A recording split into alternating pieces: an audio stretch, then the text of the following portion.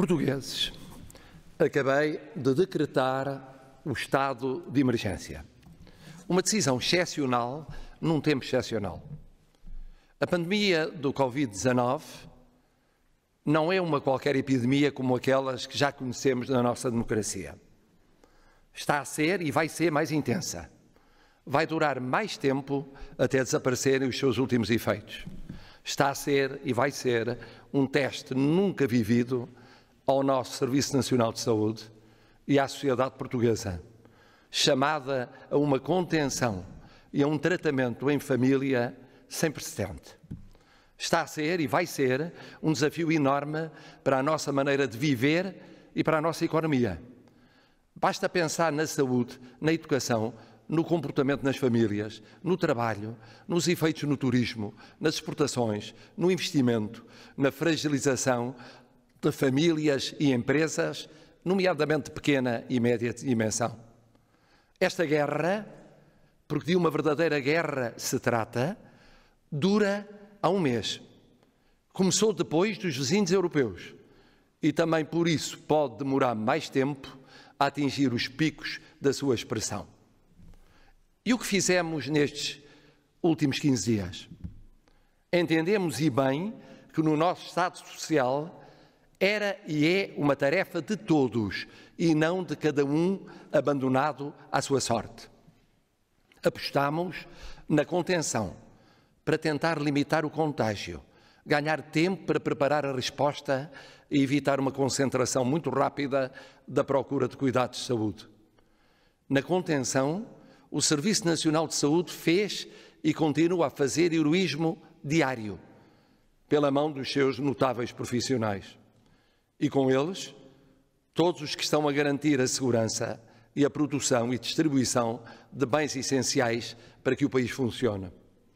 E os portugueses, com a experiência de quem já viveu tudo numa história de quase 9 séculos, disciplinaram-se, entenderam que o combate era muito duro e muito longo e foram e têm sido exemplares.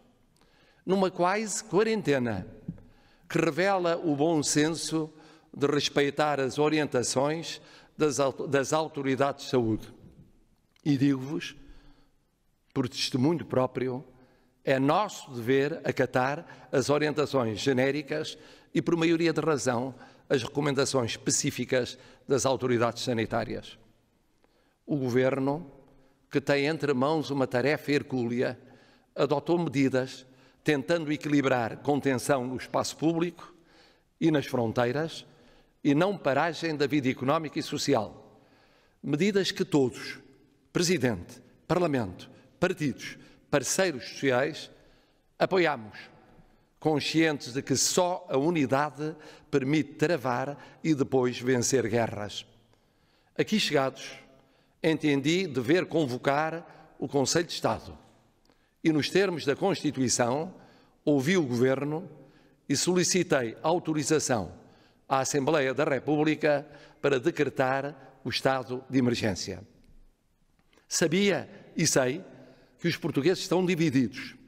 Há quem o reclame para anteontem, há quem considere dispensável, prematuro ou perigoso. Sabia e sei que em plena crise as pessoas se sentem tão ansiosas, tão angustiadas, que aquilo que pedem um dia ou uma semana, uma vez dado, é logo seguido de mais exigências ou mais reclamações, à medida que as preocupações ou os temores se avolumam. Sabia e sei que muitos esperam do estado de emergência um milagre, que tudo resolva num minuto, num dia, numa semana, num mês. Ainda assim, entendi ser do interesse nacional dar este passo. Agradeço aos conselheiros de Estado o terem expresso as suas opiniões, ao Primeiro-Ministro e ao Governo o terem aderido solidariamente e colaborado de modo decisivo no conteúdo do presente decreto. E à Assembleia da República o tê-lo autorizado com generosa prontidão e amplo consenso. 5 razões essenciais explicam o passo dado. Primeira, antecipação e reforço da solidariedade entre poderes públicos e deles com o povo. Outros países, que começaram mais cedo que nós a sofrer a pandemia, ensaiaram os passos graduais e só agora chegaram a decisões mais drásticas, que exigem maior adesão dos povos e maior solidariedade dos órgãos do poder. Nós, que começamos mais tarde, devemos aprender com os outros e poupar etapas, mesmo se parecendo que pecamos por excesso e não por defeito. O povo português tem sido exemplar, mas este sinal político dado agora, e dado não apenas pelo Governo, mas por Presidente da República, Assembleia da República e Governo, é uma afirmação de solidariedade institucional, de confiança e de determinação para o que tiver de ser feito nos dias, nas semanas, nos meses que estão pela frente. Segunda, prevenção. Diz o povo, mais vale prevenir do que remediar. O que foi aprovado não impõe ao Governo decisões concretas. Dá-lhe uma mais vasta base de direito para as tomar. Assim, permite que possam ser tomadas com rapidez e em patamares ajustados. E tomadas todas as medidas que venham a ser necessárias no futuro. Nomeadamente, na circulação interna e internacional, no domínio do trabalho, nas concentrações humanas com maior risco, no acesso a bens e serviços impostos pela crise, na garantia da normalidade na satisfação de necessidades básicas, nas tarefas da proteção civil, em que, nos termos da lei, todos já são convocados, civis, forças de segurança e militares. O que seria mais tarde se fosse necessário agir num ou noutro caso, neste quadro preventivo, e ele não existisse. Terceira, certeza. Esta base de direito dá um quadro geral de intervenção e garante que mais tarde, acabada a crise, não venha a ser questionado o fundamento jurídico das medidas já tomadas e a tomar. Quarta, contenção. Este é um estado de emergência confinado, que não atinge o essencial dos direitos fundamentais, porque obedece a um fim preciso de combate à crise da saúde pública e de criação de condições de normalidade na produção e distribuição de bens essenciais a esse combate. Quinta, flexibilidade. O estado de emergência dura 15 dias, no fim dos quais pode ser renovado, com avaliação no terreno do estado da pandemia e da sua previsível evolução. É um sinal político forte, de unidade do poder político, que previne situações antes de poderem ocorrer, estabelece um quadro que confere certeza, dá poderes ao Governo, mas não rigidifica o seu exercício e permite reavaliação na sua aplicação num combate que muda de contornos no tempo. É também um sinal democrático. Democrático pela convergência dos vários poderes do Estado. Democrático porque é a democracia a usar os meios excepcionais que ela própria prevê para tempos de gravidade excepcional. Não é uma interrupção da democracia. É a democracia a tentar impedir uma interrupção irreparável na vida das pessoas. Não é, porém, uma vacina, nem uma solução milagrosa que dispense o nosso combate diário, o apoio reforçado ao Serviço Nacional de Saúde, a capacidade de pessoas e famílias continuarem a tentar limitar o contágio, para que os números a crescer cresçam menos do que os piores cenários e para que o tratamento possa ser cada vez mais em casa. Tudo mais cedo do que mais tarde. Até porque, num ponto, os especialistas são claros.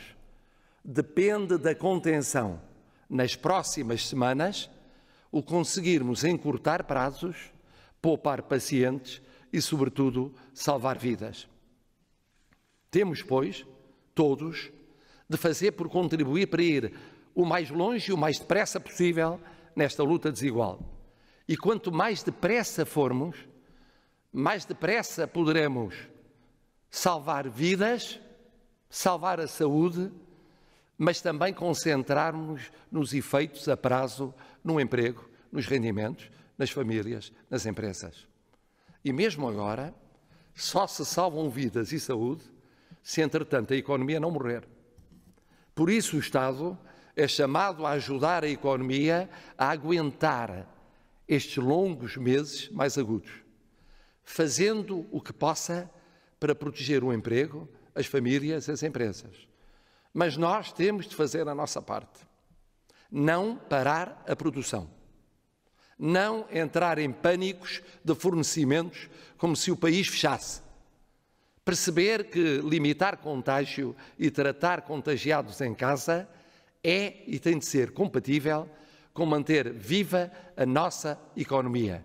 Assim é em tempo de guerra. As economias não podem morrer. Termino com um pedido. Nesta guerra, como em todas as guerras, só há um efetivo inimigo, invisível, insidioso e por isso perigoso, que tem vários nomes: desânimo, cansaço, fadiga do tempo que nunca mais chega ao fim. Temos de lutar todos os dias contra ele. Contra o desânimo pelo que corre mal ou menos bem. Contra o cansaço de as batalhas serem ainda muitas e parecerem difíceis de ganhar. Contra a fadiga que tolhe a vontade, aumenta as dúvidas, alimenta indignações e revoltas. Tudo o que nos enfraquecer e dividir nesta guerra alongará a luta e torná-la mais custosa e dolorosa. Resistência, solidariedade e coragem são as palavras de ordem. E verdade, porque nesta guerra ninguém mente, nem vai mentir a ninguém. Isto vos diz e vos garante o Presidente da República, por vós diretamente eleito, para ser, em todos os instantes, os bons e os maus, o primeiro e não o último dos responsáveis perante os portugueses. O caminho ainda é longo, é difícil e é ingrato. Mas não duvido um segundo sequer que vamos vencê-lo o melhor que pudermos e soubermos. Na nossa história, vencemos sempre os desafios cruciais. Por isso temos quase 900 anos de vida. Nascemos antes de muitos outros, existiremos ainda quando eles já tiverem deixado de ser o que eram e como eram. Deixem-me terminar com um exemplo de como somos. O exemplo da neta enfermeira que no dia em que perdeu o seu avô, a primeira vítima mortal, me dizia: Presidente, já só faltam 9 dias para eu regressar à luta. Somos assim porque somos Portugal.